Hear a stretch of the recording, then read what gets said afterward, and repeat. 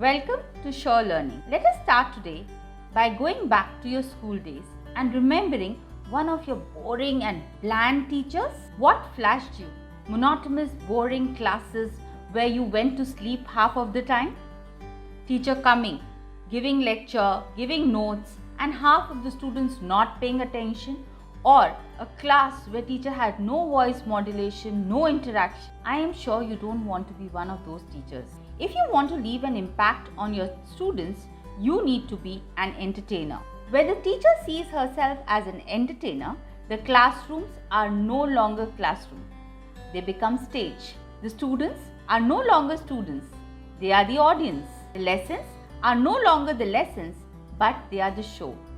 And if you want your audience to come back again and again and enjoy your lesson, then you need to keep it entertaining. Let us explore this notion where teacher is an entertainer and your lesson is a show. What do we mean when we say teacher must be an entertainer? Are teachers expected to behave as clowns or to perform funny tactics to capture the attention of the class? No, of course not. What is expected is that students should enjoy what they are doing, stay focused, and leave the class with productive learning experience. So, how does a teacher become an entertainer? What tricks and tricks can we learn from the entertainment world that we can apply to the educational setting and the classroom environment? Think of the best entertainers: musicians, dancers, actors, politicians, artists, everyone from Elvis to Michael Jackson, from Amitabh Bachchan to Narendra Modi ji. They keep their audience engaged by their charisma, by the force of their personality, and by ensuring that their audience never get bored. How did they do that? Well, they keep things interesting for their audience by never repeating their acts. They bring the element of variety and novelty. You, as a teacher, need to create a charisma on your students so that they look forward to your class. When you need to do this? On your very first impression and then subsequently in every lesson that you deliver. I would like to start with a question. When you go to meet someone at their place, what are the things you notice? Yes, the attire of the person, the ambience of the house, and the body language of the person. Is it welcoming? Is it warm? Is it cozy? Let's relate this to your first class when you are meeting your students for the very first time. What you need to do: orchestrate positive first impression. Be mindful of what you are wearing, your attire, the physical environment of your classroom, the soft board, the blackboard. It should be warm, colorful, and cozy. Students will make decision about you by looking at your classroom arrangement also. If your chairs are put in rows, they will understand that you are more formal, while in circle or U-shape, they will understand that the teacher is more informal and expects students to participate. The way you use the first few minutes of your classroom is very important. Have a look at these two videos which differentiates this fact. Greetings the students as they enter the classroom communicates approachability. Your arrival on time or even your coming late communicates disorganization, and so on. So please use these first few minutes very carefully. Lay your expectation very clearly on the first day itself and introduce yourself very effectively. To know more about this, watch our next video that has a detailed description on the same. The next thing that you need to do on the very first day is to use Icebreaker. Now, icebreakers are those dramatic twists in your lesson that will add a tadka to the entertainment. This will help the students to learn a little more about each other also. It rises the energy level and gets the students comfortable so that they are ready to focus on the material. Especially if you want to foster the collaborative learning environment in your students, where the students have to work in group or dialogue with each other. Make sure that the icebreakers are age appropriate.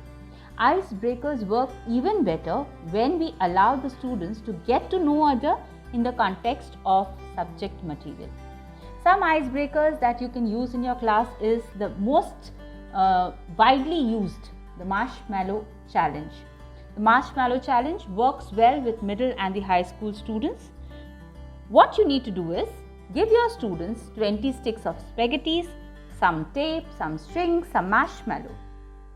Now break your class into small groups of 5 or 4 students as per the number and have them build the tallest structure that supports a marshmallow on the top, and look at the outcomes that you will achieve.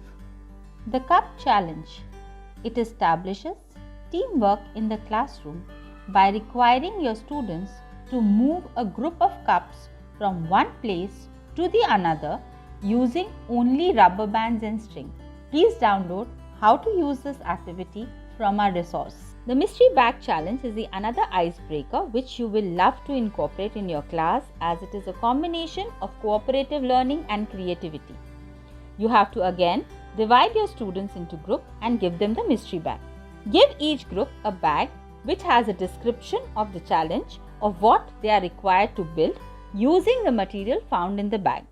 Some of the challenges that you can give your students is like the pom-pom challenge, where the group has to invent a device that launches the pom-pom in the air. The further it goes, the better it is. Or the marble run challenge, where the group has to create a 3-dimensional freestanding marble run stand on which the marble can run at least 40 centimeters. This is a great activity for kids aged between 6 to 12 years. Children have a lot of fun, and it is fascinating to see how each group approaches to the challenge and use the material in an appropriate way. Okay, now you've heard about what you are supposed to do on the first class. Now since you've heard what you were doing in the first class, what do you feel after it?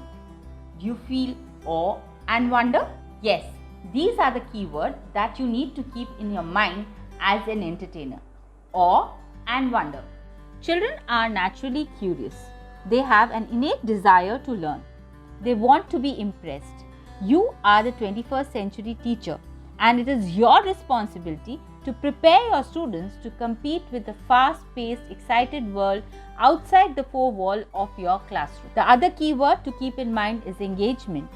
Many teachers complain about how classroom behavior is getting worse, how students these days cannot concentrate. The simple fact is, their classes are not engaging.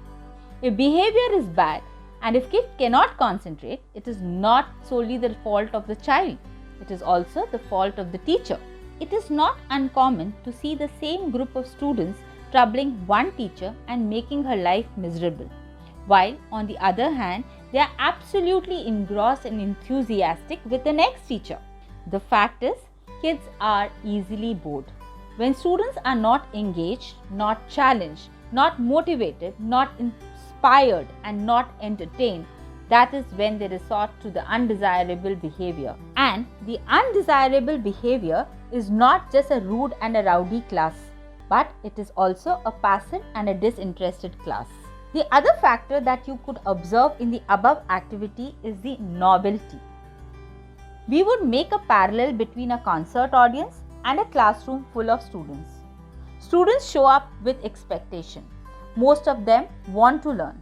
When a teacher arrives with a well-prepared lesson plan that's challenging, including adequate differentiation, catering to the needs of different students, and adapt to their learning style, then students will be inclined to appreciate teacher's effort and will enjoy the class. So how can a teacher include novelty in her everyday class? Some of the ways which can be adopted is including an energizer and an icebreaker at the start of the lesson. As a teacher, you need to connect your students' prior knowledge to the new learning. Suppose you have to teach on a theme of water. How will you make an impact or conduct an activity? I'll give you a small suggestion. Now, for example, I want to have that raining effect in my class.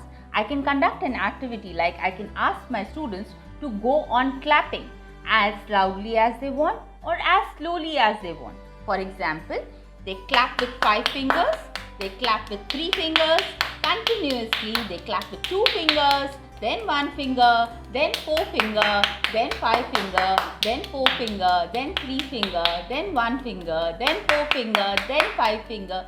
When you do this in the class, when the entire class is going to be with you and this sound is coming, I am sure, and the children do this for 1 full minute, it is going to stimulate their brain and they will be ready to take the new learning as they will be hooked to you. Use different starters and plenary activities for your lessons. This will bring novelty, like name 3. This can be played for any of your lesson, like name 3 yellow things, name things that you use in the morning, name 3 oceans, etc. I recommend don't increase this number. Go maximum to 9 things at a time, because a starter should end within 5 minutes of its starting. The other thing that you can use is odd one out. Have a list of words, phrases in a row, each with at least one odd one out, and then ask the children to point out which one is the odd one. This will help again engage your learners. Scrabble words. Have an image of Scrabble pieces with letters for the subject you teach, including points also. Tell your students that they must compete against each other, that is, the other students of the class. The words can be related to the given topic, and the team which gets the maximum point is the winner. Other activities that you can use for starter or plenary is an A to Z challenge, a picture association, and so on. You can also employ a range of questioning strategy, like close-ended question, that are also called as the polar question, that has one word answer or a yes or a no. Include open-ended question, probing question, leading question, funnel question, and so on. Also, use music to set the mood. Have you thought to play a bullet sound when you teach war, or a relaxing peaceful music sound while you are teaching them about rivers? Use videos and other multisensory stimulus. Top it with technology and range of apps. As far as possible, try to use activities in your class, because when a child is working individually, in team, or even in pairs, there's a lot of collaboration that's happening, and the collaboration leads to new learnings in a totally different manner. Also, what is important is your presentation style. When you present your content, you should utilize a variety of presentation styles. That is, you should provide learners with variety of medias and format that allows students to choose what works best for them. Like using say it, that is the audio, teachers talking, lecturing, discussing, question, read aloud, verbal description. Or you can have a show it, where teacher writes something on a whiteboard. Use pictures, graphics, whiteboard, captions, etc. Also, you can model it, that is, demonstrate something in the lab, think aloud, act out, build, use manipulatives, and so on. So next time when you are entering your class, remember, you are an actor, your classroom is a stage, and your students are your audience, and your lesson is a show. Give your best shot and make the show a super hit. Subscribe us and stay ahead in your profession. Happy teaching!